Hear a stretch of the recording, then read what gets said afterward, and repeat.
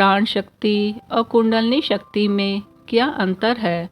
ब्रह्मांड का अस्तित्व और उसका निरंतर संचालन केवल ईश्वर की शक्ति से संभव है। यह शक्ति ही ब्रह्मांड को बनाए रखती है और चलाती है।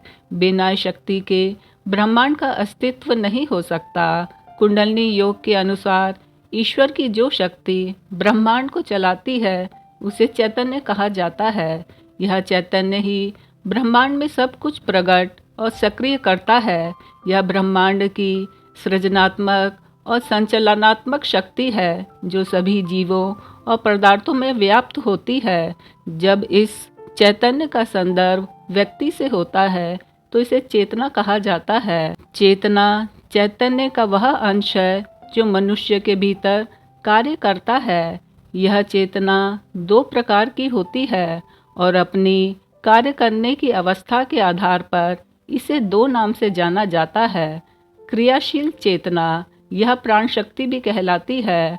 प्राण शक्ति स्थूल देह, मनोदेह, कारण देह और महाकारण देह को शक्ति देती है। यह चेतना शक्ति की सूक्ष्म नालियों द्वारा फैली होती है जिन्हें नाड़ी कहते हैं। यह नाड़ी पूरे देह में फैली होती है और कोशिकाओं, नसों, रक्त वाहिनी, लसिका इत्यादि को शक्ति प्रदान करती। सुप्त चेतना जो कुंडलिनी कहलाती है। कुंडलिनी सुप्त प्राण यह चेतना का वह भाग है जो निष्क्रिय अवस्था में स्पाइनल कॉलम के मूल में निवास करती है। यह विश्व जननी और सृष्टि संचालनी शक्ति है। यह ईश्वर प्रदत्त मौलिक शक्ति है। सुप्त अवस्था में यह अविज्ञात बनी रहती है और स्पाइनल कॉर्ड के निचले सिरे में प्रसुप्त सर्पनी के रूप में निवास करती है। कुंडलिनी सर्पेंट पावर, जीवनी शक्ति, फायर ऑफ लाइफ के नाम से भी जानी जाती है। इस प्रकार एक व्यक्ति के संदर्भ में कुंडलिनी शक्ति एक विशाल और निष्क्रिय ऊर्जा स्रोत है जिसे जागृत करने पर उपयोग में लाया जा सकता है, जबकि प्राण शक्ति वह सीमित ऊर्जा है जो हमारे दैनिक कार्यों के लिए उपलब्ध रहती है। या हम कह सकते हैं कि असीम निष्क्रिय ऊर्जा कुंडलिनी है और सीमित सक्रिय ऊर्जा प्राण है। तंत्र और योग में ब्रह्मांड की ऊर्जा को विभिन्न नामों और रूपों में जाना जाता है। यह ऊर्जा जब अपना रूप बदलती है तो इसे एक नया नाम दे दिया जाता है। तंत्र में ऊर्जा को शक्ति कहा जाता है जो ब्रह्मांड की गतिशील और सृजनात्मक शक्ति है। शक्ति का अर्थ है वह ऊर्जा जो निरंतर नए आकार और रूप लेती रहती है। ऊर्जा के संरक्षण का नियम कहता है कि ऊर्जा को ना तो बनाया जा सकता है और ना ही नष्ट किया जा सकता है, केवल इसे एक रूप से दूसरे रूप में परिवर्तित किया जा सकता है। हाइड्रो इलेक्ट्रिक प्लांटों में ऊंचाई से टरबाइनों पर नदी का पानी गिराते हैं। इससे टरबाइन घूमते हैं और बिजली पैदा होती है। इस प्रकार पानी की पोटेंशियल एनर्जी टरबाइन की काइनेटिक एनर्जी में बदल जाती है, जिसे आगे विद्युत ऊर्जा में बदल दिया जाता है। जैसे ही ऊर्जा हाइड्रो इलेक्ट्रिक प्लांटों से निकलकर तारों के माध्यम से बाहर जाती है, हम उसे विद्युत ऊर्जा या केवल बिजली कहते हैं। जब बिजली आपके घर में आती है तो वह कई प्रकार से रूपांतरित होती है और इसे कई नए नाम मिल जाते हैं, जिनमें गति, प्रकाश, ध्वनि, गर्मी और ठंड शामिल होते हैं। यह बिजली संगीत, टेलीविज़न की छवियाँ, कंप्यूटर प्रक्रियाएं और माइक्रोवेव को बनाती हैं। यह सब एक ही ऊर्जा है। ऊर्जा के नाम और रूप में होने वाले इन सभी परिवर्तनों में एक केंद्रीय ऊर्जा बनी रहती है जो इन सभी रूपों का समर्थन करती है। यह वही ऊर्जा है जो नदी के पानी में पोटेंशियल एनर्जी के रूप में मौजूद थी। इसी प्रकार कुंडलिनी शक्ति को समझने के लिए हमें यह समझना होगा कि ब्रह्मांड की एक ही ऊर्जा विभिन्न रूपों और नामों में प्रकट होती है। चैतन्य चेतना में, चेतना ऊर्जा में और ऊर्जा द्रव्यमान में परिवर्तित होते रहते हैं। चैतन्य में अनंत चेतना, अनंत ऊर्जा और अनंत द्रव्यमान के विवर्त या भंवर बनते बिगड़ते रहते हैं, यही सृष्टि का नियम है। शक्ति यह चेतना की सार्वभौमिक ऊर्जा है। कुंडलिनी शक्ति, कुंडलिनी का अर्थ होता है एक कटोरा जिसमें आग लगाई जा सकती है। जब शक्ति रीढ़ की हड्डी के आधार पर स्थित कुंड में होती है तो इसे कुंडलिनी शक्ति कहा जाता है। यह कटोरे में नदी का पानी रखने जैसा है।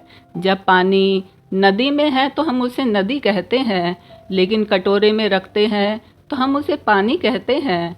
कुंडलिनी अक्सर हमारी आम भाषा में शक्ति शब्द हटाकर इसे केवल कुंडलिनी कहा जाता है। भले ही इसे अब कुंडलिनी कहा जाता है, यह शुद्ध शक्ति ही है।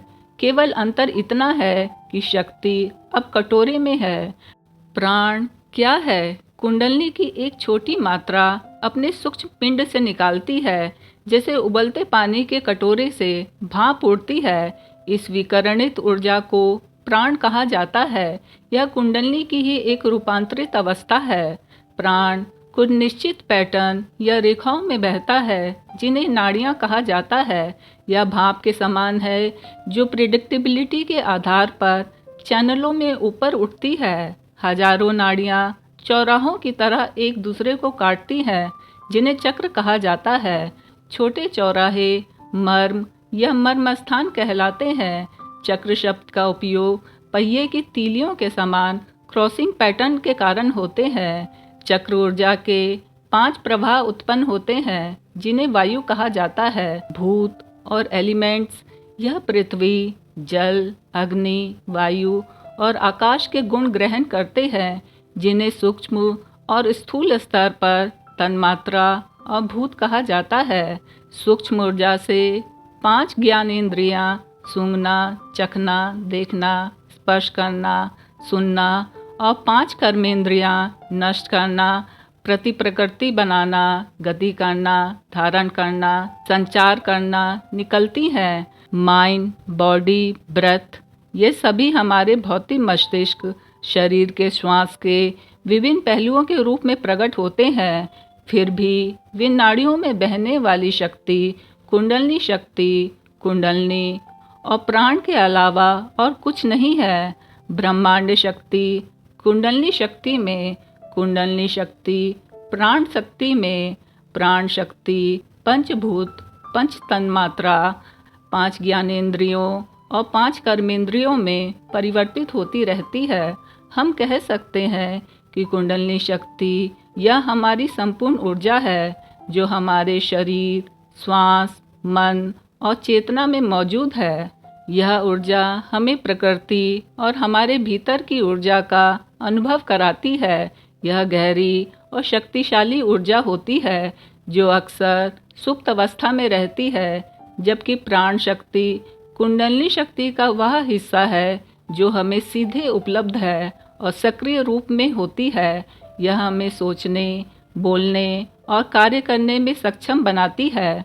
प्राण शक्ति हमारे शरीर के सभी स्वचालित कार्यों का संचालन करती है, जैसे कि दिल की धड़कन और सांस लेना। जब हम अपनी प्राण शक्ति का उपयोग करते हैं तो हमारी ऊर्जा का स्तर घट जाता है। अगर प्राण शक्ति कम हो जाती है तो हमारा शरीर थकान, तंद्रा और आलस्य का अनुभव करने लग जाता है। ऐसे समय में हमें अधिक ऊर्जा की आवश्यकता होती है, जो हमें कुंडलिनी शक्ति से प्राप्त होती है। जब हमारी प्राण शक्ति कम हो जाती है तो हमें कुंडलिनी शक्ति की आवश्यकता होती है। कुंडलिनी शक्ति को जगाने से हमें नई ऊर्जा मिलती है, जो हमारे शरीर और मन को पुनः सक्रिय करती है। यह ऊर्जा बहुत शक्तिशाली होती है और इसे जागृत करना कठिन हो सकता है, लेकिन यह बहुत लाभदायक होती है। प्राण शक्ति हमेशा सक्रिय होती है और हमारे दैनिक कार्यों को संचालित करती है। कुंडलिनी शक्ति गहरी और सुप्त ऊर्जा है, जिसे जागृत किया जा सकता है जब हमें अधिक ऊर्जा की आवश्यकता होती है। तो इस तरह प्राण शक्ति और कुंडलिनी शक्ति हमारे शरीर और चेतना की 2 महत्वपूर्ण ऊर्जाएं, एक ही नदी की 2 धाराएं हैं। प्राण शक्ति हमें दैनिक जीवन में सक्रिय रखती है, जबकि कुंडलिनी शक्ति हमें गहन ऊर्जा और शक्ति प्रदान करती है। तंत्र और योग ध्यान की प्रमुख अंतर्दृष्टियों में से एक यह है कि संपूर्ण ब्रह्मांड में केवल एक ही परम चेतना है और हमारा कार्य उसे प्रत्यक्ष अनुभव में जानना है।